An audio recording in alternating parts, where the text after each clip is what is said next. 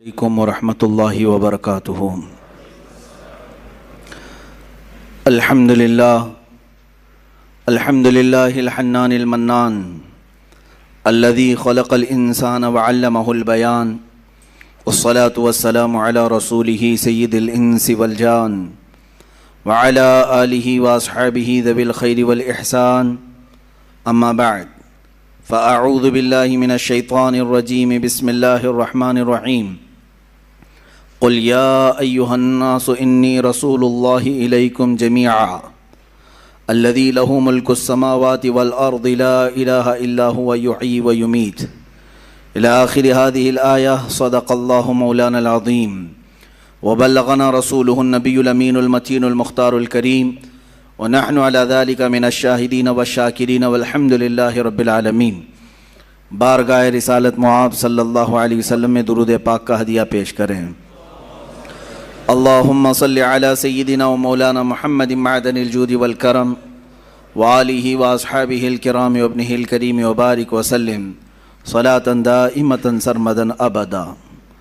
عزیزان گرامی وقار، آج کی یہ محفل جس میں ہمیں ذکر کرنا ہے اس ذات گرامی کا، اس مقدس ہستی کا جس کے متعلق یہ کہا گیا ہے اللہ کی سرتاب قدم شان ہے، یہ انسان نہیں انسان وہ انسان ہے۔ یہ قرآن تو ایمان بتاتا ہے انہیں، اور ایمان یہ کہتا ہے میری جان ہے۔ یہ وہ مقصود کائنات ہیں، وہ اصل کائنات ہیں، وہ روح کائنات ہیں، وہ جان کائنات ہیں۔ عزیزان گرامی، اس رسول پاک صلی اللہ تعالیٰ علیہ وسلم کا تذکرہ خیر آج ہمیں کرنا ہے۔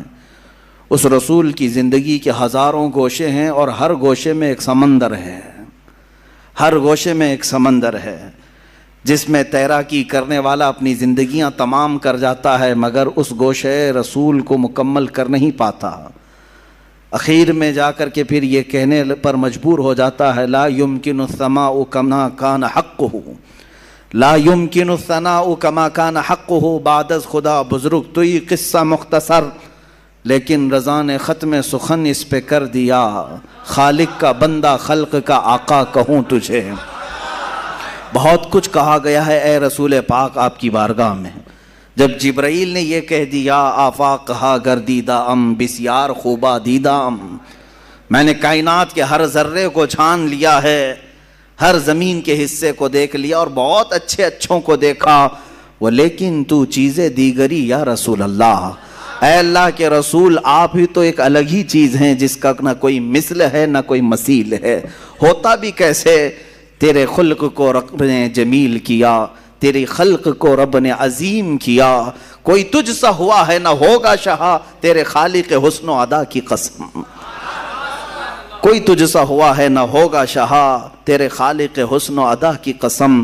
اور اس رسول پاک کا تذکرہ نہ کریں تو زندہ کیسا رہیں؟ زندگی کے لیے ضروری ہے اس رسول پاک کا ذکر ہوتا رہے۔ روح کی وہ غذا ہے، کائنات کی وہ اصل ہے، جب تک گاڑی میں پیٹرول ڈلتا ہے وہ چلتی رہتی ہے۔ مسلمان کی زندگی اگر چلتی ہے تو یہ روح انسان، روح مسلمان محمد عربی صلی اللہ علیہ وسلم کے تذکرہ خیر سے چلتی ہے۔ میرے آقا کی محبت کے نغمے ہمارے دلوں کو جلا بخشتے ہیں، اور کیوں نہ ہم کریں، اس لیے کہ ہمارا ہی عقیدہ ہے یہ، وہ جو نہ تھے تو کچھ نہ تھا، وہ جو نہ ہو تو کچھ نہ ہو، جان ہے وہ جہان کی، جان ہے تو جہان ہے۔ اگر رسول پاک کا تذکرہ نہ ہو تو پھر نہ ہم ہیں نہ تم ہو۔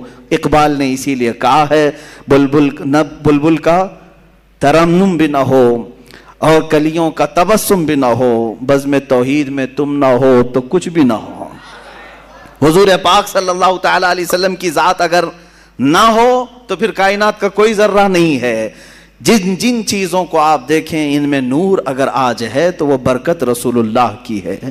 اور تمام مداحان رسول نے اپنی اپنی زندگیاں صرف کر دیں، قلم ٹوٹ گئے، سیاہیاں سوکھ گئیں۔ رسول پاک صلی اللہ علیہ وسلم کی بارگاہ میں کبھی سعدی شیرازی نے پکار کر کے کہا بلغ العلا بکمالہ کشف الدجا بجمالہ حسنت جمیع خصالہ صلو علیہ وآلہ کہیں سے ادیب لائل پوری نے کہا تیرے عشق کے رنگ میں رنگ جائیں میرے یار.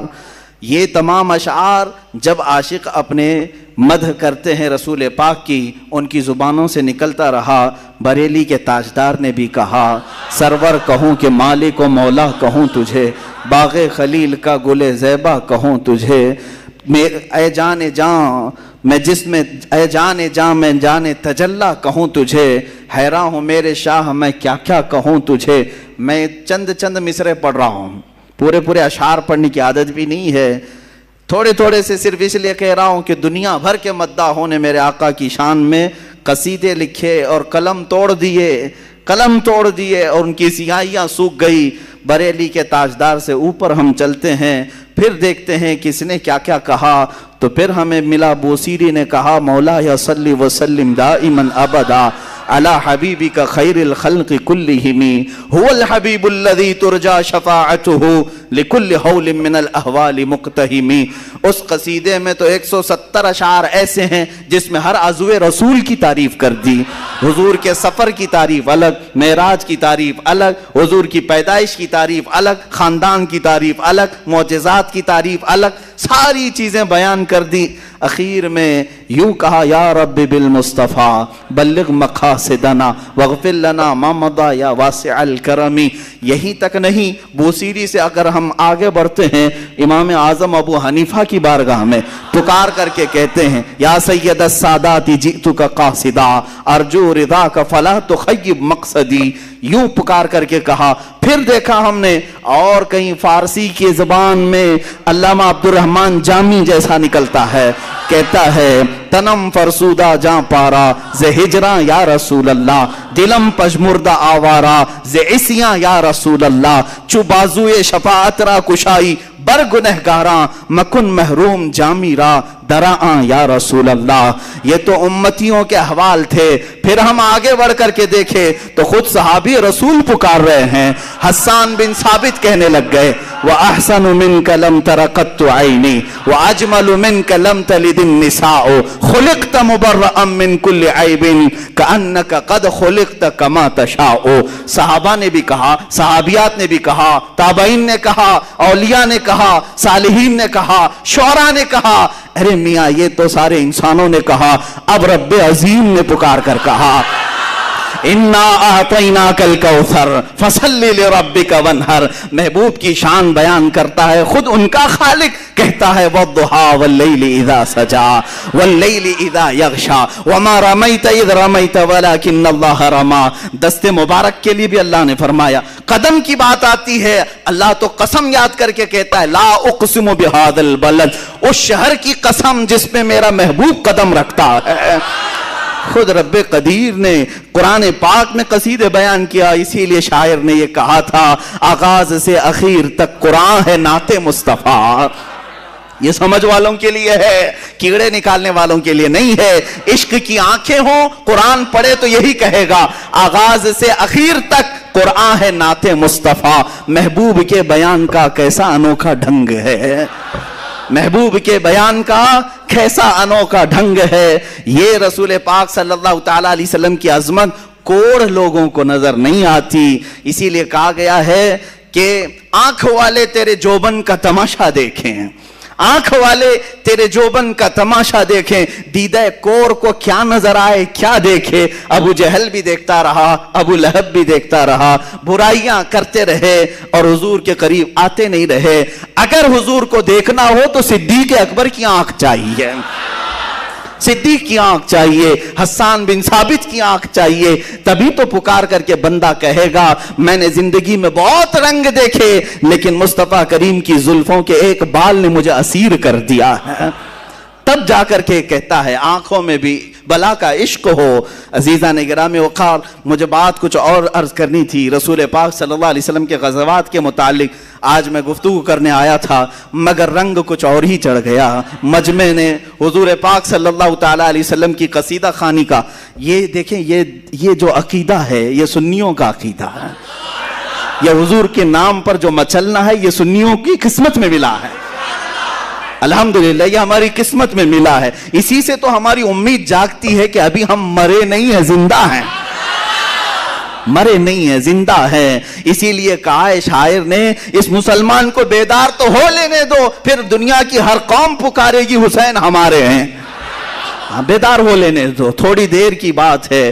یہ رسول پاک کے نام پر جھومنا اور دل کی خوشیوں کے ساتھ مسکرانا، آنکھوں میں ایک نور کا چلا آنا اور اپنے جسم میں ایک الگ سی کیفیت پا جانا، یہ تمہارے اندر دبے ہوئے عشق کی چنگاری کا یہ راز ہے۔ اگر کوئی یہ کہتا ہے کہ مسلمان مر گئے تو میرے عزیزو، آزمانے کا نسخہ یہ ہے کہ حضور کا تذکرہ اس کے سامنے کر کے دیکھو، اگر چہرہ کھل جاتا ہے تو ایمان ابھی باقی ہے، چہرہ کھلتا ہے تو ایمان ابھی باقی ہے۔ اسی لیے ہم نا امید نہیں ہوتے، ہم حوصلے کے ساتھ بات کرتے ہیں۔ لوگ کہتے ہیں آپ کی تعداد بہت کم ہے، آپ مائنورٹی میں ہیں، اقلیت میں ہے، بڑی بڑی باتیں نہ کریں۔ میرے عزیز، یہی تو مصطفیٰ کی غلامی کا اثر ہے۔ جب ان کے قدموں میں کوئی آتا ہے تو بلال بھی قیصر و کسریٰ کو للکار سکتا ہے۔ حبشہ کے رہنے والے غلام بلال حبشی کے اندر بھی اتنا پاور آتا ہے کہ وہ قیصر اور کسریٰ کو للکار سکتا ہے۔ جب سیدنا عمر فاروق کہتے ہیں قیصر بھی ختم، کسریٰ بھی ختم، سلطنتیں ٹوٹ گئی، فتح ہو کر کے آنے کے بعد سیدنا عمر فاروق نے یہی کہا تھا، میں وہی عمر ہوں خطاب کا بیٹا جسے بچپن میں 2 بکریاں سنبھالنا نہیں آتا تھا، آج 6 ملکوں کو اکیلا سنبھالتا ہے، صرف اس لیے کہ قدم رسول کی برکت ہے۔ یہی تو اثر ہے مصطفیٰ کریم کے تذکرے کا، یہی تو اثر ہے ایمان کی تازگی اور روح کی بالیدگی، یہ میرے آقا کے نام میں اللہ نے رکھی ہے۔ میرے عزیزو، سیدنا، یہ میں بہت بڑی بات عرض کر رہا ہوں، حضور پاک صلی اللہ تعالیٰ علیہ وسلم کے عزیز چچا جنہوں نے آپ کی زندگی بھر حمایت کی، جناب ابو طالب، ان کا یہ شعر ہے، ان کا یہ کہنا ہے۔ میں اس بحث میں نہیں جاتا، بہت سارے لوگ اختلافی بحث میں پڑے ہوئے ہیں، جناب ابو طالب کے متعلق بہت ساری بحثیں کیا کرتے ہیں، مگر میں اتنا کہتا ہوں کہ انہوں نے حضور کی شان میں کہا تھا، یہ رسول کا چہرہ وہ ہے جس چہرے کی برکت سے بارش بھی مانگو تو بارش آ جائے۔ ان کے چچا نے کہا تھا یہ چہرے پاک میں یہ اثر ہے کہ اللہ کی بارگاہ میں اس چہرے کے توسل سے بارش مانگی جائے، رب تعالیٰ بارش بھی اتارے گا۔ اے میرے عزیزو، تم اپنی قسمت پر کیوں نہ قربان جاؤ، اس رسول پاک کو اللہ نے تمہارے حصے میں عطا کیا ہے۔ یہی تو قرآن میں کہا لَقَدْ مَنَّ اللَّهُ عَلَى الْمُؤْمِنِينَ إِذْ بَعَثَ فِيهِمْ رَسُولًا مِّنْ أَنفُسِهِمْ، اس اللہ نے تم پر بہت بڑا احسان کیا ہے کہ تمہارے درمیان اپنے محبوب رسول کو پیدا کیا ہے۔ وہ اب تم پر عذابات نہیں ڈالتا، پچھلی قوموں کی طرح گناہ آج بھی ہیں، نہ پتھر برستے، نہ آگ برستی ہے، نہ ہواؤں کا عذاب، نہ خنزیر بنائے جاتے ہیں، نہ کتے بنائے جاتے ہیں، نہ خنزیر نہ بندر بنائے جاتے ہیں، کچھ نہیں ہوتے، گناہ آج بھی ہیں، عذابات الگ قسم کے آ رہے ہیں، اب بھی آ رہے ہیں، لیکن وہ عذابات نہیں آتے پہلے کی قوموں کے۔ کیوں؟ قرآن کہتا ہے اس لیے کہ ان کے درمیان میرا رسول آرام فرما۔ وَمَا كَانَ اللَّهُ لِيُعَذِّبَهُمْ وَأَنْتَ فِيهِمْ، اللہ وہ عذاب اب نہیں بھیجے گا اس لیے کہ تمہارے درمیان میرا رسول ہے۔ رسول پاک صلی اللہ تعالیٰ علیہ وسلم کی برکت ہے۔ میرے عزیزو، لوگ جو یہ کہتے ہیں کم ہیں تعداد میں، اقلیت میں ہے، مائنورٹی میں ہے، تبھی تو مزہ ہے سر چڑھ کے بولنے کا۔ زیادہ ہے، میجورٹی ہے تو تعداد پہ بھروسہ آ جاتا ہے، اسلحے پہ بھروسہ آ جاتا ہے، گھمنڈ اسباب پر آ جاتا ہے۔ کم ہو اور پھر حق بولو تو اللہ پر بھروسہ زیادہ ہوتا ہے۔ کم ہو اور کہیں سے کوئی طاقت تمہارے سپورٹ میں نہ ہو، پھر بولو، مزہ بھی آتا ہے، پیچھے رسول پاک کی بیکنگ بھی ہوتی ہے اور اللہ کی عنایتیں بھی ہوتی ہیں۔ تم کس انتظار میں ہو؟ طاقت آئے تب بولیں گے، حکومت آئے تب بولیں گے، تب تو تم اپنی حکومت کے بل بوتے بولو گے، جیسے آج یہ خنزیر چلاتے ہیں، وہ اپنے تخت کے بل بوتے بول رہے ہیں، ورنہ تو ان پاکھنڈیوں کی حیثیت کیا ہے کہ یہ اسلام کے خلاف بول سکے؟ تخت اگر بھیک میں مل گیا یا جعلی طریقے سے مل گیا تو اس تخت کے ذریعے سے بول رہے ہیں۔ کمال تو اس وقت ہے جس کے پاس نہ کوئی الیکشن کی سرٹیفکیٹ، نہ اس کے پاس کوئی دولت، نہ مجھ جیسے فقیر کے پاس کچھ نہیں، اگر میں بول سکتا ہوں تو صرف یہ نسبت رسول ہے۔ الحمدللہ، مسلمان کو جو حق بولنے پر کوئی چیز آمادہ کرتی ہے تو وہ سیاست، حکومت، طاقت نہیں بلکہ محبت رسول آمادہ کرتی، حضور پاک صلی اللہ تعالیٰ علیہ وسلم کی محبت آمادہ کرتی۔ عزیزان گرامی وقار، رسول پاک صلی اللہ تعالیٰ علیہ وسلم کا تذکرہ یہ ہماری جانوں کے لیے، ہماری روحوں کے لیے بہت ضروری ہے، بہت ضروری غذا ہے۔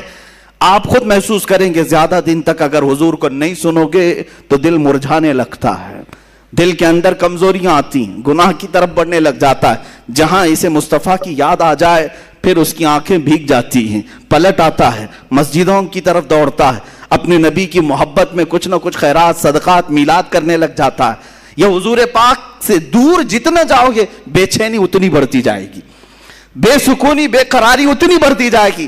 اور اس کا اندازہ کرو جتنا قریب ہوتے جاؤ گے، جتنے قریب ہوتے جاؤ گے وہ نور کے ان جہانوں کا سفر کرنے لگ جاؤ گے جہاں تمہارے برابر کا کوئی آ نہیں سکتا، کوئی آ نہیں سکتا۔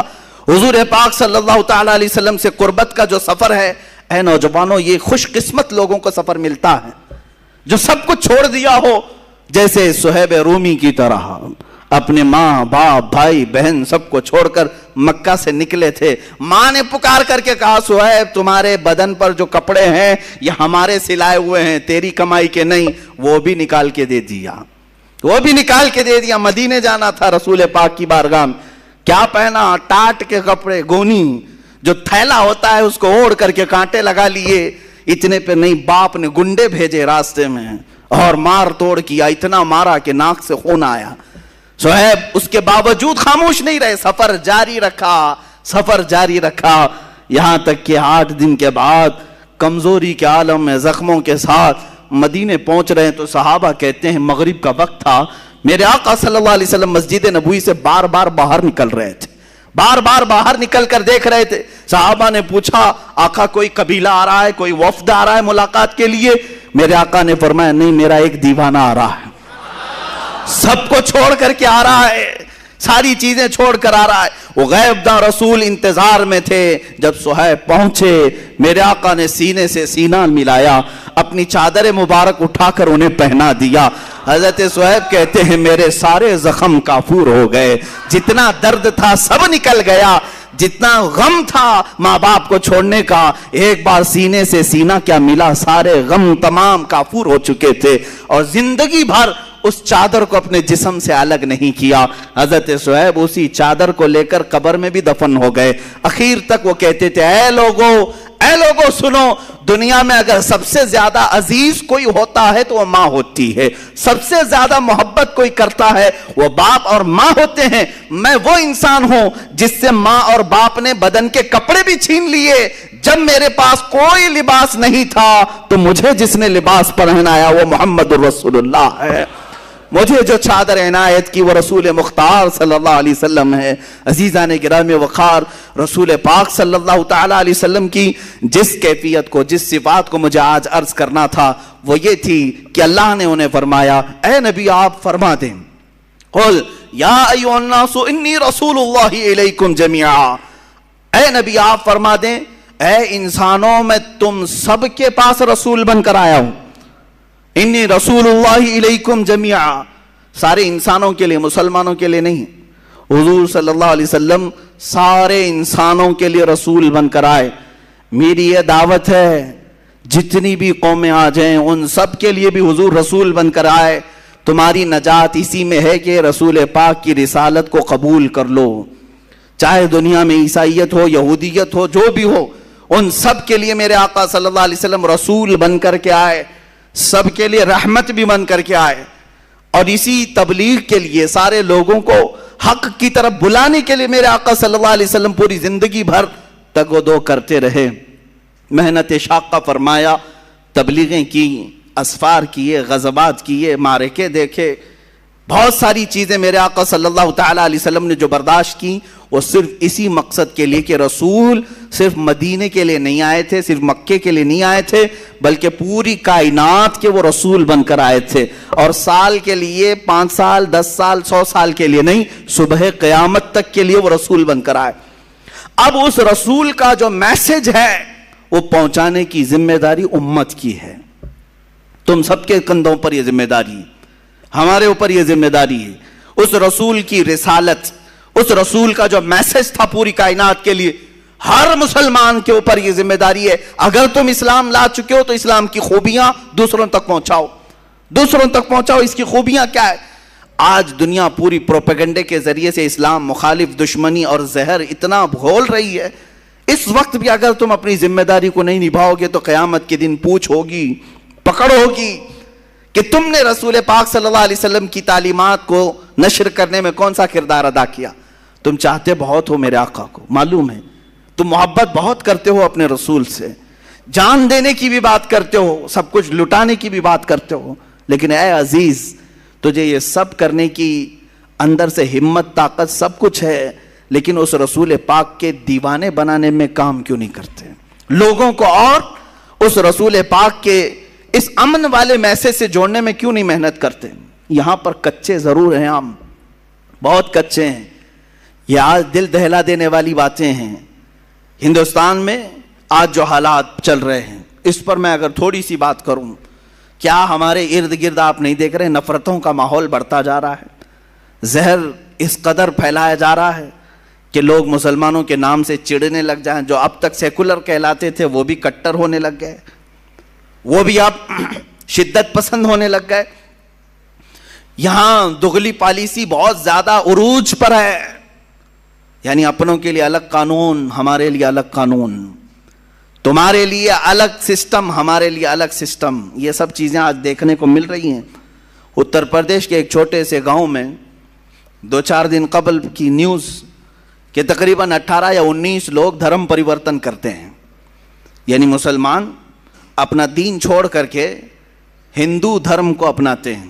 نیوز میں یہ سب باتیں آئی، پھیل گئی، ویڈیو بھی بنائی گئی ان کی، وہ ہون کرتے ہوئے، وہ پوجا پاٹ کرتے ہوئے اپنا دھرم پہلے والا چھوڑ کر کے دوسرے دھرم کو اختیار کر رہے ہیں۔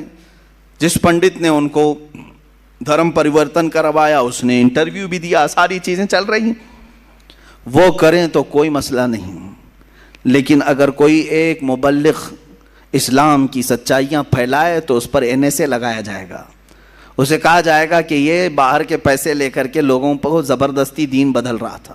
یہ دغلی پالیسی ہے۔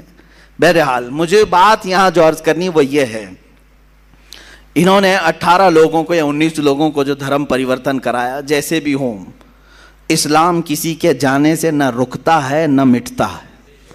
الحمدللہ اسلام کسی ہلکے پھلکے پودے کا نام نہیں ہے، یہ اس کی جڑیں تحت الثری میں، اس کی شاخیں اوج ثریا پر ہیں، پوری کائنات مل کر کے اسلام کو ہلا نہیں سکے گی۔ یہ الحمدللہ میرا کیا، یہ رب ذوالجلال کا چیلنج ہے، اللہ رب العزت کا یہ دستور ہے، اس کا کچھ نہیں ہونے والا ہے۔ جو آ رہے ہیں ٹھیک ہے، تمہاری نجات ہے، جو جا رہے ہیں تمہارے لیے جہنم ہے۔ میں سوال یہ کرتا ہوں، وہ 18-19 لوگ جو 3 پریوار کے تھے وہ دھرم پریورتن کر کے جو چلے گئے، اس کی وجہ کیا بنی؟ کیوں ایسا ہوا؟ میں نے معلوم کیا اس وہاں کے مقامی لوگوں سے، ایک مولوی صاحب تھے، انہوں نے یہ میسج کیا کہ جس گاؤں کے لوگ ہیں وہاں تقریباً 10,000 مسلمانوں کی آبادی ہے، جہاں یہ لوگ بدل گئے 10,000 مسلمانوں کی۔ کہا اتنے سارے مسلمان ہیں ایسے علاقے میں رہتے ہوئے پھر بھی ان کو ایسا کیا ہو گیا؟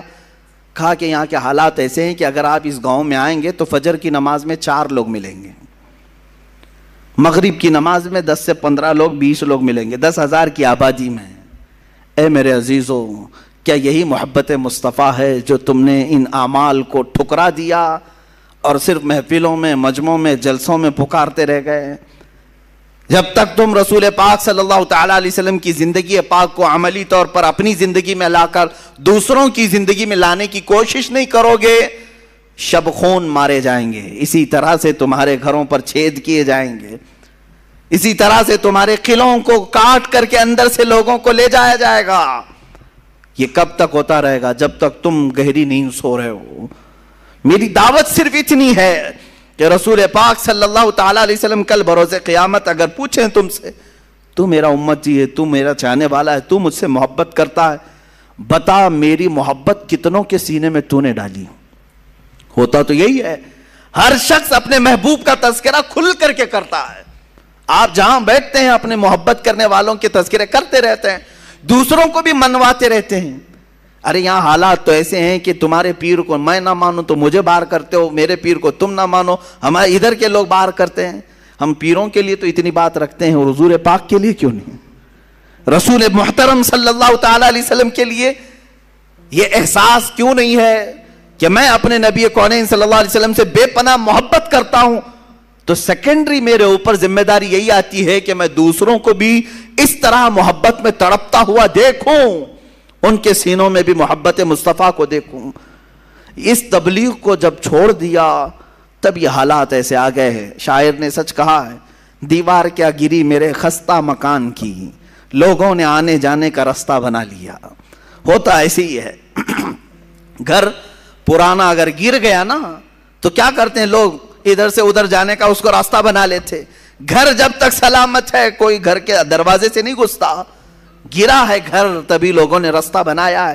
آج حالات تمہارے خستہ ہیں اور گر گئے ہیں، اس لیے ہر کوئی تمہارے اوپر سے گزرنے کی کوشش کر رہا ہے۔ کبھی ہم نے سنا نہیں کہ موب لنچنگ کسی عیسائی کی ہوتی ہے، صرف تمہاری، تمہیں پکڑ کر کے مارا پیٹا جاتا ہے۔ ارے میاں عیسائی بھی تو رام رام نہیں بولتے ہیں، وہ ان کا اپنا عقیدہ ہے۔ یہودی بھی نہیں بولتے ہیں، لیکن مجال ہے ان لوگوں نے کبھی کسی کی موب لنچنگ کی ہو؟ صرف اور صرف مظلوم مسلمان نظر آتے ہیں، مظلوم مسلمان ہیں جن کو ان کے دین پر، ان کی داڑھی کے نام پر ٹارچر کیا جائے، ان کی ٹوپی کے نام پہ ٹارچر کیا جائے۔ یہ حالات صرف اور صرف اس کی وجہ یہ ہے میرے عزیزوں، جس کو میں بارہا کہتا ہوں، ان کے جو ہم غلام تھے خلق کے پیشوا رہے۔ حضور پاک صلی اللہ علیہ وسلم کی غلامی سے جب جب ہٹو گے دنیا یہی دکھائے گی، دنیا ہمیں یہ ساری چیزیں دکھائے گی۔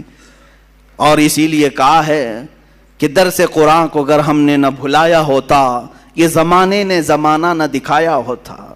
آج جو ہمیں دکھایا جا رہا ہے یہ سب ٹرائل ہے، ابھی اور کچھ آنا باقی ہے۔ بہت سارے لوگ آج جتھا بنا کر کے چھوٹی چھوٹی سی کنڈلیاں، چھوٹی چھوٹی سی منڈلیاں جس میں آتنکی نعرے لگائے جائیں اور مسلمانوں کو کاٹنے کی بات کی جائے، قتل کرنے کی بات کی جائے، یہ سب سنو اور انتظار کرو میرے عزیزوں، اور بھی بڑے وقت آنے والے ہیں۔ لیکن بیدار ہو گئے اور اپنے آپ کو سنبھال لیے تو میرا یہ صرف امید کی بات نہیں، یقین کی بات ہے، کوئی اگر تمہاری طرف انگلی بھی اٹھائے گا انشاءاللہ العزیز رب ذوالجلال کی طرف سے غیبی مدد ایسی آئے گی کہ وہ ہمیشہ کے لیے خائب و خاسر ہوگا، وہ فنا فی النار ہوگا، لیکن مضبوطی تمہارے اندر آئے۔ دیکھو میرا مولا مدد کب کرتا ہے، بدر کے وہ 313 جوانوں کو دیکھو، نہتے ہیں، ان کے پاس ہاتھوں میں تلواریں بھی نہیں تھیں، پہننے کے لیے چپلیں نہیں تھیں، سواریاں بھی بہت کم، پیدل گئے ہیں اکثر، دھوپ کا وقت ہے اور ریت والا میدان ہے، سب پورا ریت میں ہے، کتنی آزمائشیں، پلس اس پر رمضان کا مہینہ ہے اور چھاؤں نام کی کوئی چیز ہی نہیں ہے، کوئی درخت تک نہیں ہے سائے کا۔ میرے عزیزو جب اس قدر مشقتیں اٹھا کر حضور کی وفاداری کرتے ہیں نا تب اللہ 5000 فرشتوں کو اتارتا ہے۔ قرآن کہتا ہے لَقَدْ نَصَرَكُمُ اللَّهُ بِبَدْرٍ، اللہ تعالیٰ نے تمہاری مدد نازل کی ہے بدر میں، بدر کے میدان میں مدد نازل فرمائی، حنین میں نازل فرمائی۔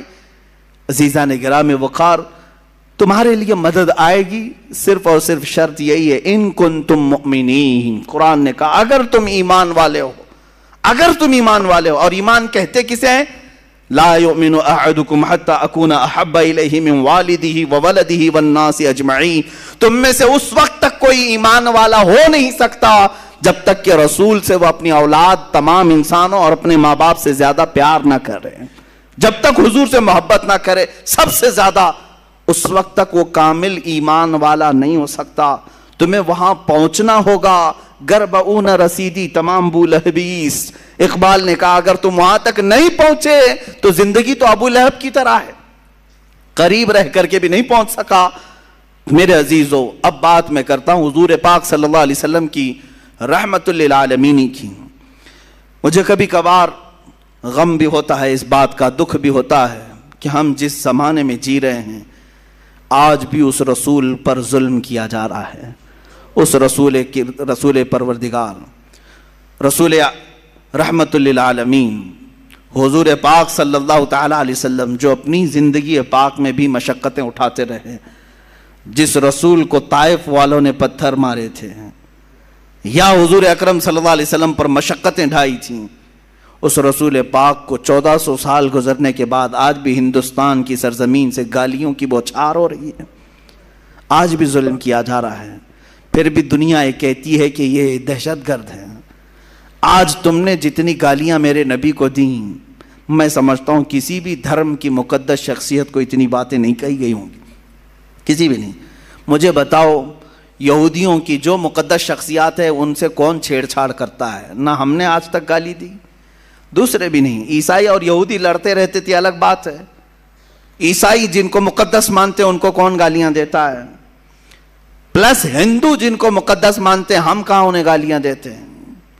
لیکن ایک مظلوم شخصیت ہے رسول مختار صلی اللہ علیہ وسلم کی، آج بھی دنیا اپنے نشانے پر رکھی ہوئی ہے۔ کارٹون بنانا ہے انہیں کوئی دوسرا نہیں ملتا، رسول کی ذات ملتی ہے۔ انہیں مسخرہ کرنا ہے، جوک بنانا ہے، حضور کی ذات ملتی ہے۔ انہیں گالیاں بھپکیاں دینا ہے، حضور کی ذات ملتی ہے۔ آج کتنے کمزور ہو گئے یہ کروڑوں مسلمان، کتنے کمزور ہو گئے کروڑوں مسلمان۔ وہ عروہ بن مسعود کی بات مجھے یاد آتی ہے، جس کو قاصد بنا کر کے لوگوں نے بھیجا تھا کہ جاؤ دیکھاؤ محمد نے کتنی طاقت جمع کی۔ عروہ بن مسعود یہ قاصد بن کر کے آئے تھے دشمنوں کی طرف سے، اور حضور صلی اللہ علیہ وسلم کی طاقت دیکھنے آئے تھے کہ یہ للکارتے ہیں قیصر و کسریٰ کو بھی، سپر پاور کو بھی، ہے کتنی ان کے پاس طاقت۔ کیا دیکھا تھا انہوں نے؟ کیا دیکھا تھا؟ جنگی ہتھیار دیکھا تھا حضور کے ساتھ؟ صحابہ کے ساتھ بہت بڑے ہتھیار دیکھے تھے؟ نہیں، بلکہ وہ کہتے ہیں میں نے دیکھا مغرب کی اذان ہوئی، محمد صلی اللہ علیہ وسلم وضو کے لیے نکلے ہیں، وضو کا پانی لایا گیا، وضو جیسی کرنے لگے صحابہ ارد گرد ایسے جمع ہو گئے اتنی بڑی تعداد میں۔ وہ محمد صلی اللہ علیہ وسلم وضو کے لیے ہاتھ دھوتے ہیں، کلی کرتے ہیں، ناک میں پانی چڑھاتے ہیں، چہرہ دھوتے ہیں۔ وہ عروہ بن مسعود دور کھڑے ہو کر دیکھ رہے ہیں اور کہتے ہیں میں نے دیکھا حضور کے جتنے صحابہ ہیں وہ کوئی اپنا دامن سامنے کیا ہے، کوئی ہاتھ سامنے کیا ہے، حضور کے چہرے کے پانی کو سب اپنے ہاتھوں میں لیتے ہیں، کوئی اپنے دامن پہ لیتا ہے۔ ایک قطرہ بھی حضور کے وضو کا نیچے گرنے نہیں دیا صحابہ نے، یا تو اپنے دامن پر لیا یا ہاتھوں پر لیا اور چہرے پر مل لیا، جو پانی جس کو زیادہ ملا وہ اپنا پی لیا۔ حضور پاک صلی اللہ علیہ وسلم کا لعاب پاک بھی اگر کلی میں نکلا ہے صحابہ نے پی لیا۔ عروہ بن مسعود یہی دیکھ کر واپس گئے اور اپنے گرو گھنٹالوں سے کہا کہ چھوڑ دو محمد سے لڑنے کی بات۔ کہا کیا ہے ان کے پاس ہتھیار؟ کہا ہتھیار تو میں نے بہت نہیں دیکھا لیکن دیوانوں کی ایک فوج دیکھا ہے، ان کی تعظیم ایسے کرتے ہیں، قیصر و کسریٰ کے دربار میں بھی میں نے ایسی تعظیم نہیں دیکھا۔ ارے وہ دیوانے ایسے ہیں محمد صلی اللہ علیہ وسلم کے وضو کے قطرے کو بھی گرنے نہیں دیتے، ان کے ناک کا پانی، ان کی کلی کا پانی، ان کے جسم کا پانی اپنے بدن پر لیتے ہیں، ہاتھوں پر لیتے ہیں، چہرے پر مل لیتے ہیں۔ یہ قوم کب رسول کا خون گرنے دے گی؟ وہ قوم جو وضو کے قطرے کو گرنے نہیں دیتی، وہ خون کا قطرہ کہاں سے گرنے دے گی؟ اس لیے چھوڑ دو۔ میرے عزیزو، دنیا کی طاقتیں اگر ان کے اندر ہلچل مچی ہے اور ان کے اندر لرزہ طاری ہوا تھا تو صرف صحابہ کی یہ دیوانگی کو دیکھ کر، میرے آقا پر وارفتگی کو دیکھ کر کہ یہ ایسے ہیں، یہ جان دینے سے بھی کتراتے نہیں ہیں، اس لیے اس قوم سے لڑنے کا چھوڑ دو۔ قیصر و کسریٰ جیسے بڑے سپر پاور ڈر گئے تھے تو صرف صحابہ کی اس وارفتگی کو دیکھ کر کہ یہ حضور کے وضو کا قطرہ گرنے نہیں دیتے۔ اور آج دنیا اگر تم سے نہیں ڈر رہی ہے تو اس لیے کہ یہ اب اپنے نبی کی حرمت کو، عزت کو کبھی خاطر میں نہیں لاتے، خاطر میں نہیں لاتے۔ کچھ بھی کرو اپنے رسول کے لیے یہ جھیل لیتے ہیں، برداشت کر لیتے ہیں، اس لیے ان کو خوب گالیاں دو، ان کو مارو، کچھ نہیں ہونا ہے۔ آج اگر تمہارے اندر جذبہ وہی ہوتا جو صحابہ نے اپنے رسول پاک صلی اللہ علیہ وسلم کے لیے پیش کیا۔ عزیزان گرامی، وہ صحابہ کا جذبہ یہی تھا جو جنگوں میں بھی، سفر میں بھی، حضر میں بھی، حتیٰ کہ وہ نمازوں میں بھی تک حضور پاک کے دیدار کو عبادت کا عین سمجھتے تھے۔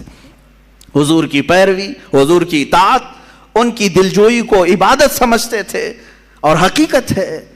اور آج ہم نے جو یہ دوریاں اختیار کی ہیں، یہی ایک اصل مقصد ہے، اصل سبب ہے، یہی ایک اصل وجہ ہے جو ہمارے اوپر ذلتیں مسلط کی جا رہی ہیں۔ اب میں بات عرض کرتا ہوں، جس چیز سے حضور پاک صلی اللہ علیہ وسلم کی زندگی پاک میں نے طے کیا تھا بہت دن پہلے ہی کہ اس بار اگر آپ کے درمیان حضور کی سیرت بیان کرنا ہے تو حضور کی مدنی سیرت کو بیان کروں گا، اس لیے کہ بہت سارے لوگ مکی سیرت ہی بیان کرتے ہیں۔ ہوتا کیا ہے، حضور کی زندگی کے دو حصے ہیں، مکی زندگی ہے اور مدنی زندگی۔ 53 سال تک حضور کہاں رہے؟ مکہ مکرمہ میں رہے، 10 سال صرف مدینہ طیبہ میں رہے، لیکن پوری 53 سالہ زندگی کو ایک طرف، اعلان نبوت کے بعد حضور نے جب نبوت کا اعلان فرمایا، وہ آپ کی عمر مبارک جب 40 سال کی تھی، 40 سال سے لے کر کے 53 سال تک، یعنی 23 سال نہیں، تقریباً 13 سال حضور پاک صلی اللہ علیہ وسلم کہاں رہے؟ مکہ مکرمہ میں۔ وہ 13 سال کی زندگی اور 10 سال مدینے کی مکی زندگی کو اس لیے بہت سارے لوگ بیان کرتے ہیں کہ وہ بیان کرنے میں کچھ ہونا نہیں ہے، ہاں بس یہ ہے کہ لوگوں کے جذبات ہوں گے، رحم کا معاملہ ہے، ارے میرے نبی پر ایسا ہوا ایسا ہوا، مکہ والوں نے ستایا پریشان کیا، طائف والوں نے ستایا پریشان کیا، حضور کا سوشل بائیکاٹ کیا، پتے کھانے پر مجبور کیا، یہ سب مکہ میں ہوا، یہ سب مکہ میں ہوا۔ حضور صلی اللہ علیہ وسلم کے لیے کانٹے بچھائے گئے، یہ مکہ میں ہوا۔ حضور پاک صلی اللہ تعالیٰ علیہ وسلم کے گلے میں کسی نے گمچھا ڈال کر کھینچا، یہ مکہ میں ہوا۔ صحابہ کو جو مارا گیا، یہ مکہ میں ہوا۔ یہی سب مکی سیرت بیان کی جاتی ہے۔ میرے عزیزوں، مدنی سیرت بھی بیان کی جائے، جہاں رسول پاک صلی اللہ تعالیٰ علیہ وسلم نے اسلامی سلطنت کو اسٹیبلش کیا، قائم کیا، اور پھر صحابہ رضوان اللہ تعالیٰ علیہ مجمعین جو وہاں سے نکلے تو پوری دنیا میں سمندر کی طرف پھیلتے چلے گئے۔ وہ مدنی زندگی تھی۔ مدنی زندگی حضور پاک صلی اللہ تعالیٰ علیہ وسلم کی غزوات سے بھری ہوئی ہے۔ غزوات کس کو کہتے ہیں؟ جنگوں کو۔ اب میں آتا ہوں اصل بات پر، جس لفظ کو بہت سارے لوگ سننا نہیں چاہتے، ہم وہ سنانا ضرور چاہتے ہیں، وہ ہے رسول پاک کی جہاد کی زندگی۔ میرے آقا صلی اللہ تعالیٰ علیہ وسلم نے جہاد کیا ہے کہ نہیں کیا ہے؟ کیا ہے۔ پھر حضور نے جو کیا اس لفظ کو بولنے سے آج ڈرو گے؟ پھر کہو سب کو کہ اگر لفظ جہاد سخت ہے تو پھر مجھے میرے نبی کی آدھی سیرت چھوڑنی پڑ جائے گی۔ میں ہر چیز چھوڑ سکتا ہوں، میرے نبی کی زندگی کا ایک گوشہ بھی نہیں چھوڑ سکتا۔ جو جان مانگو تو جان دے دیں، جو مال مانگو تو مال دے دیں، مگر یہ ہم سے کبھی نہ ہوگا، نبی کا جاہو جلال دیتے ہیں۔ ہم اس میں کمپرومائز نہیں کریں گے۔ حضور کی زندگی سے لفظ جہاد نکالو گے، نہیں، جہاد پہ مت بولیے آپ، یہ جہاد وغیرہ پہ بولیں گے تو آپ کو آتنکوادی بنا دیں گے۔ ایسے آتنکوادی بنے تو کوئی فرق بھی نہیں پڑتا، کوئی فرق بھی نہیں پڑتا، اس لیے کہ آلریڈی دنیا ہمیں دیوانہ کہے، پاگل کہے، مجنوں کہے، کچھ فرق نہیں پڑتا۔ ایک بار مدینے کے تاجدار یہ کہہ دیں تو میرا ہے، دنیا کچھ بھی کہے، ہمیں اس سے کیا غرض ہے؟ نہ یہ حساب لینے والی ہے، نہ یہ سزا و جزا دینے والی ہے۔ ہمیں جو کچھ لینا ہے وہ مدینے کے تاجدار سے لینا ہے۔ ہم ان کی رضا کے لیے جی رہے ہیں تو پھر ان کے بولنے چھالنے کی فکر کیوں کریں؟ یہ ہمیں کیا کہتے ہیں؟ تم دہشت گرد کہتے ہو، کہہ لو خوشی سے کہو، آتنکوادی مجھے کہتے ہو، کہہ لو خوشی سے کہہ لو، مجھے کچھ فرق نہیں پڑتا، اس لیے کہ نہ میں نے تمہارے لیے کپڑے پہنے ہیں، نہ تمہارے باپ کا کھانا کھایا ہے۔ ہمارا عقیدہ تو یہ ہے، ہم جیتے ہیں رسول پاک کی زندگی کو دیکھ کر کے۔ اور ہمارے اشعار میں تو یہ ہم پڑھتے بھی ہیں نا، پانی ہے تیرا پانی، دانا ہے تیرا دانا، پیتے ہیں تیرے در کا، کھاتے ہیں تیرے در کا، پانی ہے تیرا پانی، دانا ہے تیرا دانا۔ اور رسول پاک صلی اللہ علیہ وسلم کی بارگاہ سے ہاں اتنا ڈر ضرور ہوتا ہے کہ کہیں اس دربار سے ہمیں کوئی دور نہ کر سکے۔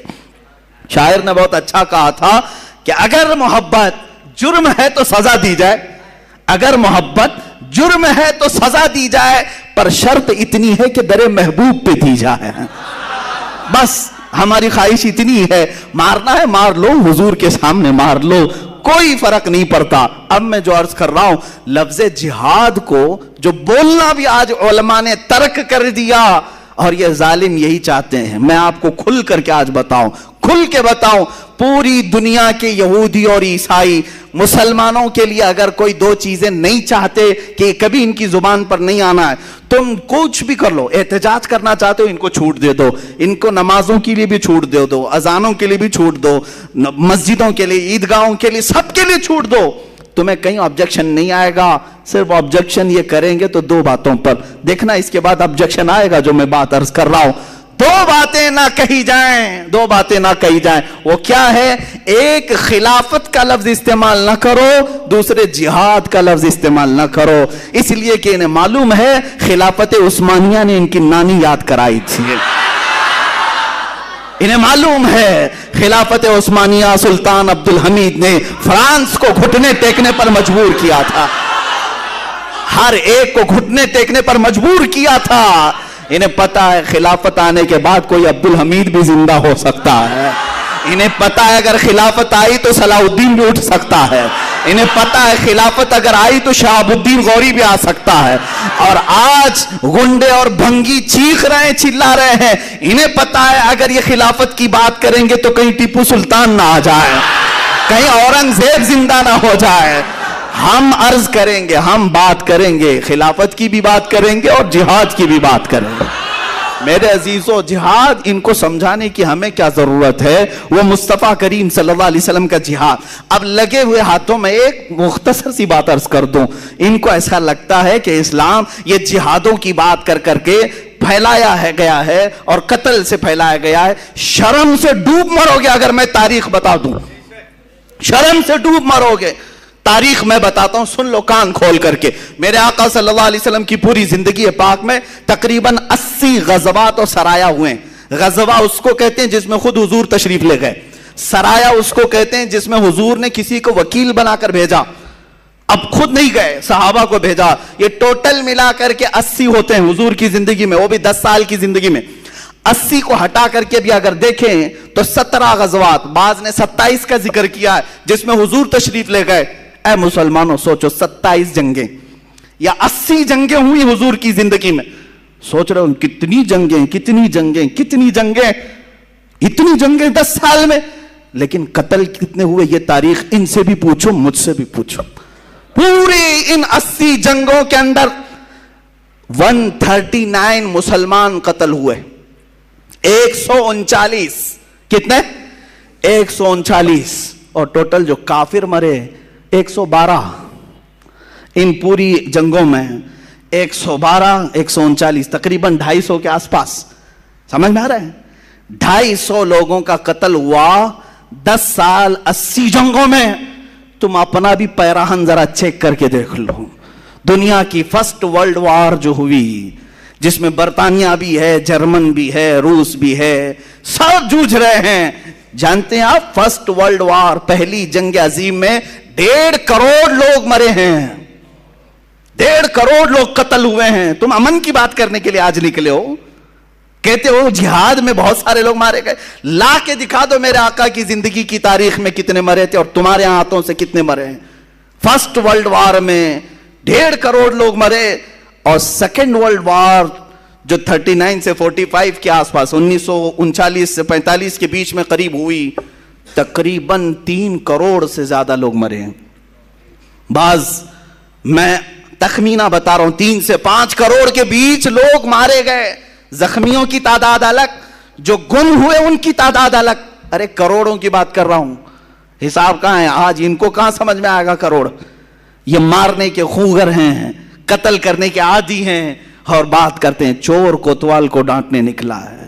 ان کے ہاتھ، ان کا دامن خون سے بھرا ہوا ہے۔ کتنی جنگوں میں کتنے مارے گئے، ایک لسٹ نکالو اور پھر آؤ میرے سامنے بیٹھو، حضور کی جنگیں دیکھتے ہیں۔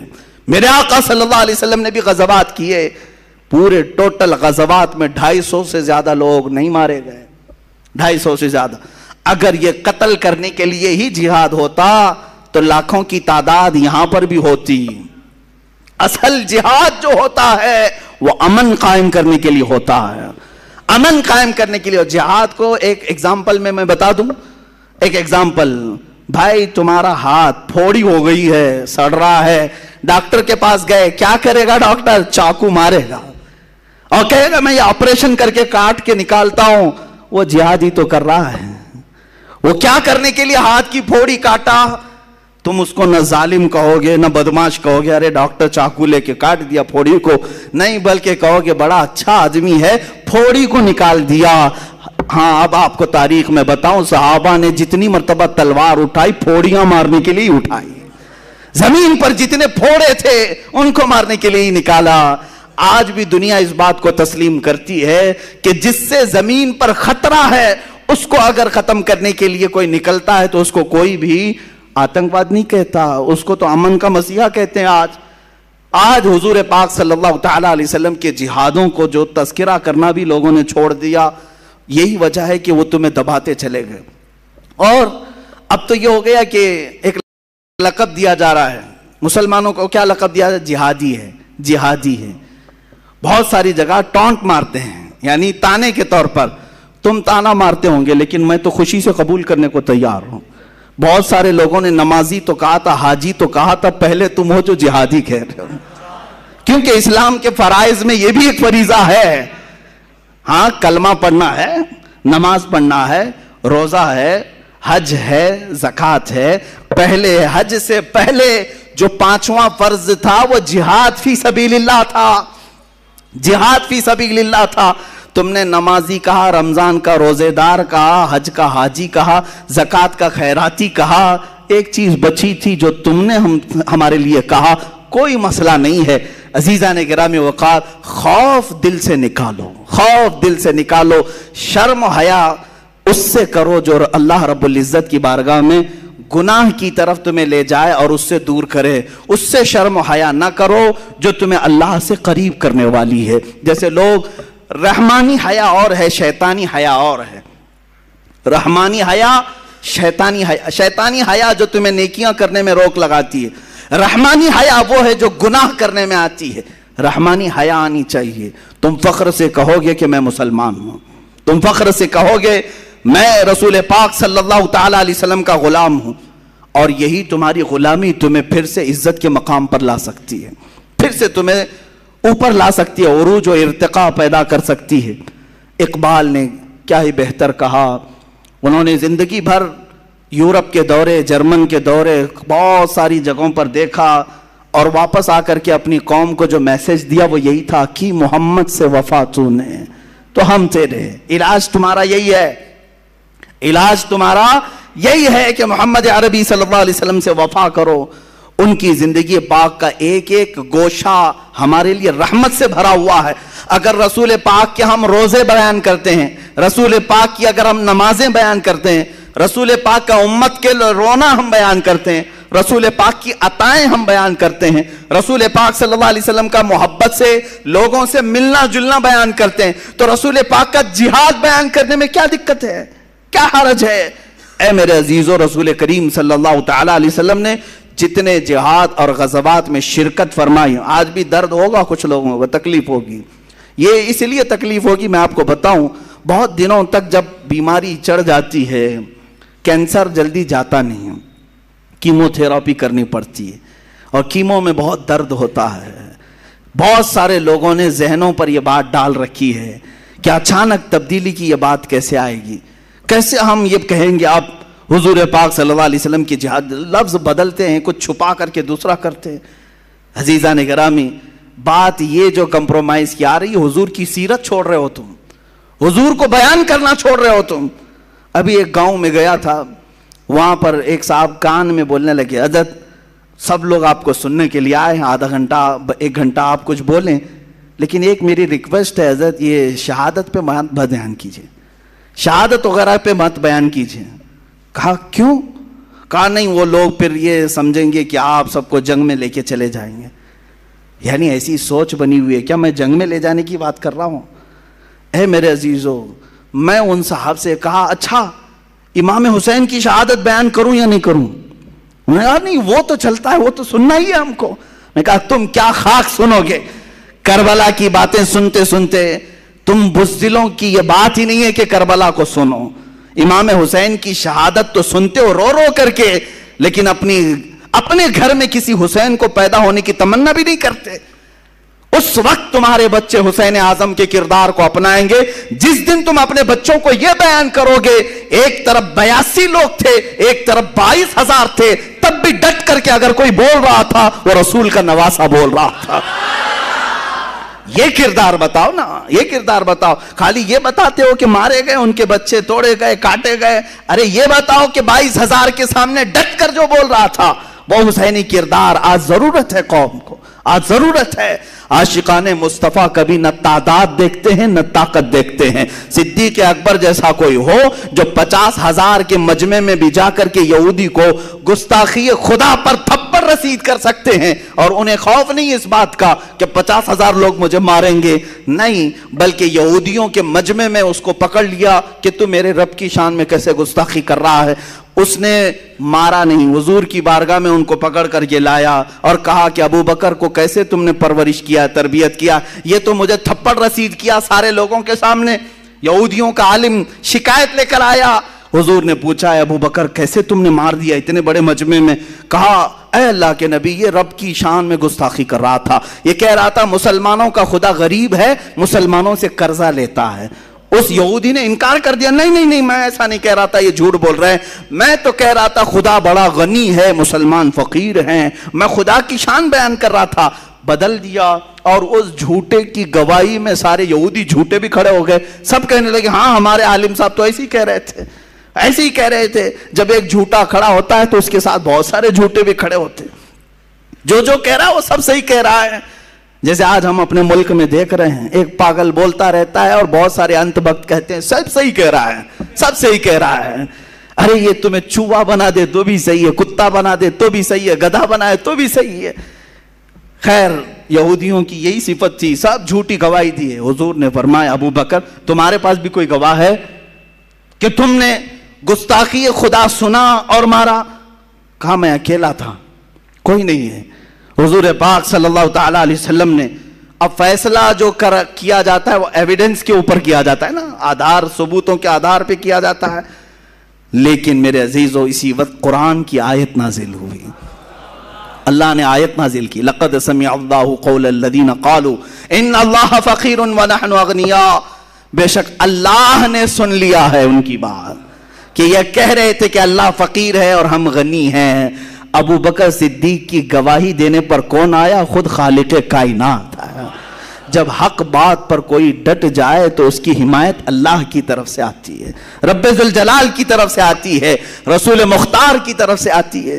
عزیزان گرامی وقار، میں آپ سب سے یہی گزارش کروں گا کہ بعض لوگ ہمیں یہ بھی کہتے ہیں ہمیں اپنی زندگی اب کتنی بچی ہے معلوم نہیں، مجھے بھی نہیں معلوم باقی کتنا جینا ہے، جو کچھ دیکھنا تھا سب دیکھ لیا گیا ہے، میں صرف اتنا چاہتا ہوں کہ اب مرنا ہے تو ڈوب کر کے کیوں مریں، مرنا ہے تو پاؤں رگڑ کر بستر پر کیوں مریں، اگر مرنا ہی ہے تو نام محمد پکار کر کیوں نہ مریں، قوت عشق سے ہر پست کو بالا کر دے، دہر میں نام محمد سے اجالا کر دے۔ ہم نے یہ سنا ہے ہم سے پہلے بھی لوگ مارے گئے ہیں، ہم سے پہلے بھی لوگ کاٹے گئے ہیں، ہم سے پہلے بھی لوگ قتل کیے گئے ہیں، کچھ ایسے بھی عاشق ہیں جن کو دار پر چڑھایا گیا ہے، پھانسی کے پھندے پر لٹکایا گیا ہے، لیکن وہ اب تک ہمارے مجمع سے مرے نہیں ہیں، اب بھی ان کا تذکرہ آتا ہے تو ہم کہتے ہیں ایک کفایت علی کافی تھا جو پکارتا تھا کوئی گل باقی رہے گا نہ چمن رہ جائے گا، پر رسول اللہ کا دین حسن رہ جائے گا، بلبلیں اڑ جائیں گی سونا چمن رہ جائے گا، اور اسی نے یہ پکار کر کے کہا تھا سب فنا ہو جائیں گے حشر تک لیکن کافی نعت حضرت کا زبانوں پر چلن رہ جائے گا۔ مارا ہے نا ان کو، قتل کیا ہے۔ کفایت علی کافی مجاہد آزادی ہیں، آزادی کا دن آ رہا ہے 15 اگست، اس سے پہلے میں اپنا کفارہ ادا کر لوں۔ اس علامہ کفایت علی کافی کو مراد آباد کے چوراہے پر پھانسی دی گئی، مر گئے، ختم ہو گئے۔ ارے تمہاری نظروں میں مرے ہوں گے، تمہاری نظروں میں قتل ہوئے ہوں گے، لیکن مولا تعالیٰ نے آج تک ہمارے دلوں میں زندہ رکھا ہے۔ ہاں اب نتیجہ میں آپ کو بتاتا ہوں. جو لوگ مائنورٹی اور میجورٹی کے فرق کو گناتے رہتے ہیں، بار بار مصلحتوں کی بات کرتے ہیں، چند مہینے پہلے میں نے آواز لگائی تھی، اٹھو نام مصطفیٰ پر اٹھو، حضور کے لیے اٹھو اور اپنی آوازیں بلند کرو، چاہے تم گھر کے 4 فرد بھی کیوں نہ ہو. مدینے کی ایک عورت 1.5 سال کا بچہ حضور کے لیے لا سکتی ہے تو ہماری یہ جوان کس کام کے ہیں؟ ہم نام مصطفیٰ کے لیے آواز ضرور اٹھائیں گے. لیکن کچھ علماء، کچھ دانشوروں نے یہ کہا تھا نہیں مولانا، حالات ایسے ہیں کہ ہم اقلیت میں ہیں، مائنورٹی ہے، ہماری تعداد کم ہے.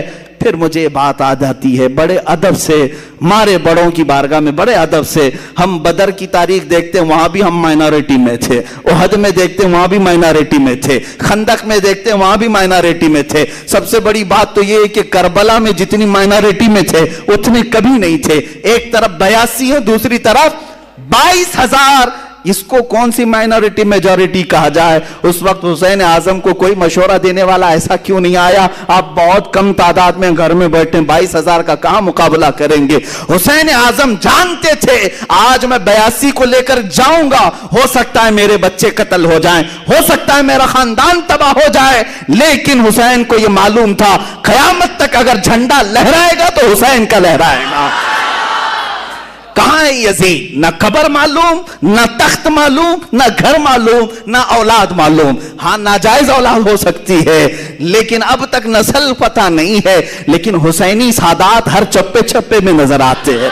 جس کے بچوں کو تم نے چن چن کر کے مارا تھا، آج آؤ میرے ساتھ نکلو، پوری دنیا کے ہر شہر میں کوئی حسینی سید زادہ ضرور دکھے گا، حسینی سید زادہ ضرور ملے گا جو رسول پاک کی خوشبوئیں لوگوں میں بانٹ رہا ہے. آج بھی بانٹ رہے ہیں، سادات کی کمی نہیں ہوئی. تو اس کا مطلب یہ نکلا مائنورٹی میں ہو تو کوئی فرق نہیں پڑتا.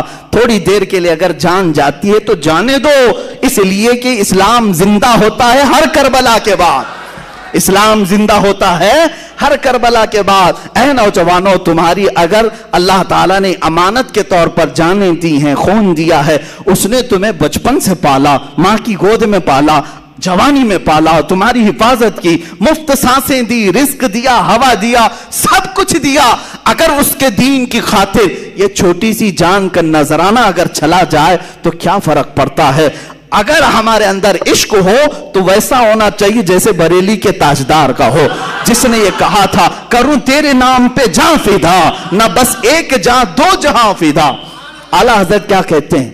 کروں تیرے نام پر جان فدا یا رسول اللہ، میں اپنی جان قربان کرتا ہوں. نہ بس ایک جاں 2 جہاں فدا یا رسول اللہ، 2 جہاں بھی میں آپ پر فدا کر دوں گا. 2 جہاں سے بھی نہیں جی بھرا، کروں کیا کروڑوں جہاں نہیں. میں فدا کرنا چاہتا ہوں پورے جہانوں کو. 2 ہی جہان ہے مشہور یا رسول اللہ، اگر کروڑوں جہان ہوتے تو سب آپ پر وار دیے جاتے. یہ ہے عشق، یہ ہے محبت. عزیزان گرامی وقار، رسول پاک صلی اللہ تعالی علیہ وسلم کی تعریف و توصیف ہماری زندگی کا عین مقصد ہے. الا لا ایمان لمن لا محبت لا، الا لا ایمان لمن لا محبت لا. آگاہ ہو جاؤ، خبردار ہو جاؤ، اس کا ایمان ہی نہیں جس کے سینے میں ان کی محبت نہیں، اس کا ایمان ہی نہیں جس کے سینے میں رسول پاک کی محبت نہیں. حضور پاک صلی اللہ تعالی علیہ وسلم کی بارگاہ سے وابستگی آج پھر سے بڑھا لو.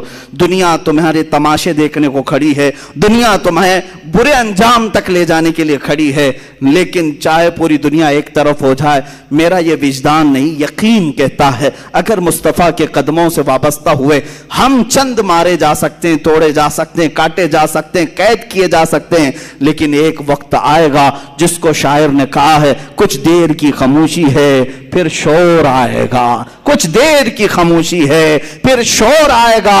آج تمہارا وقت ہے، ہمارا دور آئے گا انشاءاللہ. آج تمہارا وقت ہے، ہمارا دور آئے گا. تم اپنی یہ ہلکی ہلکی نلکیوں سے جو پکار کر کہتے ہو ہم ان کو کاٹیں گے ان کو کاٹیں گے، انتظار کرو، ایک دن وہ ہنٹر بھی آئے گا جس دن تمہاری گردن پر رکھ کر کے یہ کہا جائے گا تم یہ کہتے ہو ان ملاؤں کو کاٹیں گے، یہ رام رام چلائیں گے. ارے خبیثو، تمہیں پتہ نہیں، ہماری نس نس کو کاٹو، ہم اللہ اکبر ہی کہیں. اللہ اکبر کی ہی صدا لگائیں گے۔ تم کیا سمجھتے ہو ہم جان سے مارے جانے کے خوف میں پکار لیں گے اور ہم اپنے دین و ایمان کا سودا کر لیں گے؟ ہم تو بلال حبشی کی سیرت کو پڑھنے والے ان کے وارثین میں سے ہیں، ہم خباب بن الارت اور خبیب بن عدی کو پڑھے ہوئے لوگ ہیں، ہم خالد بن ولید کے پیروکار ہیں، ہم صلاح الدین کے پیروکار ہیں، ہم شہاب الدین کے پیروکار ہیں۔ ہاں، جس نام سے تم سب سے زیادہ چڑھتے ہو ہم اسی اورنگزیب کے پیروکار ہیں۔ الحمدللہ ایمان ہے ہمارے ساتھ، ہم بڑھ چڑھ کر کے کہیں گے، کوئی کمپرومائز نہیں، اس لیے کہ قرآن نے ہمیں یہ سکھایا ہے ہوا سماکم المسلمین، وہ اللہ ہے جس نے تمہارا نام مسلمان رکھا۔ تمہارا باپ نام رکھتا ہے تو فخر سے کہتے ہو میرا نام احمد ہے، میرا نام فلاں ہے، ارے میرا نام مسلمان اللہ نے رکھا ہے، اللہ نے رکھا ہے، میں اس پر کمپرومائز کیوں کہوں؟ میں اگر کہیں پر بھی ہوں، کسی بھی جگہ ہوں، بازار میں بیٹھا ہوں، تخت پر بیٹھا ہوں، انشاءاللہ العزیز یہی کہا جائے گا کہ میں مسلمان ہوں، مسلمان رہوں گا انشاءاللہ العزیز۔ عزیزان گرامی، آخر میں مصطفیٰ کریم صلی اللہ علیہ وسلم کے دربار سے جوڑتے ہوئے دو چند نصیحتیں ضرور عرض کر جاتا ہوں۔ حالات اب ایسے نہیں ہیں کہ میں لمبی لمبی تقریریں آپ کے سامنے کروں، مختصر چیزوں میں تمہیں اشاروں میں سمجھا دوں۔ جن دو باتوں کا تذکرہ میں نے کیا، یہ جس سے انہیں سخت نفرت ہے، ان چیزوں کی طرف تم لوٹ آؤ۔ میرا یہ یقین ہے، اللہ کے نبی کا قول سنو، دوسروں کی باتیں جھوٹی ہو سکتی ہیں مگر میرے نبی کا فرمان نہیں، جھوٹا نہیں ہو سکتا۔ اذا ترکتم الجہاد، حضور پاک صلی اللہ علیہ وسلم فرماتے ورضیتم بالزرع، جب تم جہاد کو ترک کر چکے ہو اور کھیتی باڑی میں مصروف ہو گئے، حضور پاک صلی اللہ علیہ وسلم فرماتے ہیں صلت اللہ علیکم ذلتن، اللہ تعالیٰ تم پر ایسی ذلت طاری کر دے گا کہ وہ ہٹے گی نہیں، ہٹے گی نہیں۔ پھر پوچھا گیا کب یہ ذلت جائے گی؟ میرے آقا فرماتے ہیں اس چیز پر واپس آ جاؤ جس چیز کو تم چھوڑ کے نکلے تھے، وہیں واپس آ جاؤ۔ ہاں ایک بات یاد رکھیں، جب ہمارے ہاتھ میں لکڑی تھی ہم پہاڑ چڑھ رہے تھے، ایک پہاڑ ایسا ہے جہاں پر بندر بہت پریشان کرتے ہیں، بہت پریشان، لکڑی لے کر کے جاتے ہیں۔ حاجی ملنگ کا پہاڑ ہے، بہت سارے لوگ جب زیارت کے لیے جاتے ہیں تو لکڑی لے کے جاتے ہیں، سفر کا اتفاق ہوا لکڑی چھوٹ گئی، بندر پریشان کرتے ہیں ادھر ادھر سے، اور کوئی تھیلی کھینچ رہا ہے، کوئی ادھر آ رہا ہے، بہت سخت قسم کے بندر ہیں۔ پھر لوگوں نے کہا کہ نہیں یہ رہنا ضروری ہے، کہا وہاں نیچے چھوٹی ہے، کہا چلتے ہیں واپس لے کے آئے، نہیں تو پورا سفر یہ ستائیں گے۔ واپس جا کر کے لانا پڑا، اور جب ٹیک ٹیک کر کے چڑھتے تھے تو بندر ویسے ہی دور رہتے تھے۔ یہ ہم نے اس دن سیکھا کہ جب تک ہماری اصل چیز ہمارے پاس نہیں آتی یہ بندر بہت پریشان کرتے ہیں۔ محبت مصطفیٰ صلی اللہ تعالی علیہ وسلم کی لاٹھی تمہارے پاس ہو، رسول پاک صلی اللہ علیہ وسلم پر قربان ہونے کا جذبہ تمہارے ساتھ ہو، پھر دیکھنا یہ بندر دور سے ہی منہ بسار سکتے ہیں، منہ پسار تو سکتے ہیں لیکن تمہیں چھو نہیں سکتے، تمہیں ٹچ نہیں کر سکتے۔ ہاں اتنی بات ہے کہ میں نے اپنی زندگی میں بہت کچھ نہیں دیکھا، بہت کچھ، لیکن چند چیزیں ہمیں حالات نے سمجھا دیا۔ پہلے اتنا یقین ہو سکتا ہے کمزور ہو، لیکن اب یقین کا درجہ بڑھتا چلا جاتا ہے۔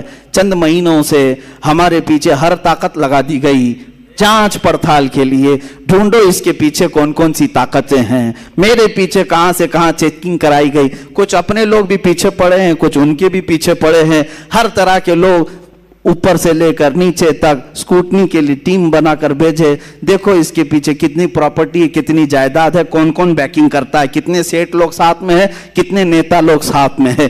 3 مہینے ہو گئے اب تک کچھ نہیں ملا، کچھ نہیں ملا۔ اور اس کے بعد جس صاحب نے مجھے میسج دیا تھا کہ مفتی صاحب یہ سب چیکنگ چل رہی ہے، کون کون بیکنگ کرتا ہے اس کو اٹھایا جائے گا، ہم نے کہا جاؤ انہیں بھی میسج دے دو، پوری زندگی تم ناک رگڑ لو گے نہیں ملے گا تمہیں۔ کون بیکنگ کر رہا ہے نہیں ملے گا، ارے یہاں کیا ملے گا، ہمارا تو یقین قیامت کے دن کے لیے ہے۔ ڈھونڈا ہی کریں صدر قیامت کے سپاہی، وہ کس کو ملے جو تیرے دامن میں چھپا ہو، جس کی بیکنگ تاجدار مدینہ کی طرف سے ہو۔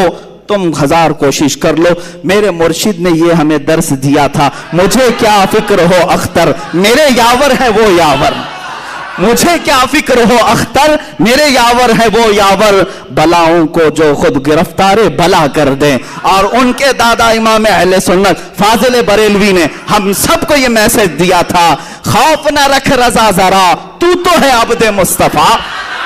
خوف نہ رکھ رضا ذرا، تو ہے عبد مصطفیٰ۔ عبد مصطفیٰ کس کو کہتے ہیں؟ غلام رسول کو کہتے ہیں۔ جب تو کہہ رہا ہے میں مصطفیٰ کا غلام ہو، نبی کا غلام ہو، نبی کا غلام جو ہوتا ہے وہ جنگلوں کے شیروں سے بھی نہیں ڈرتا، ان کتوں سے کیسے ڈرے گا؟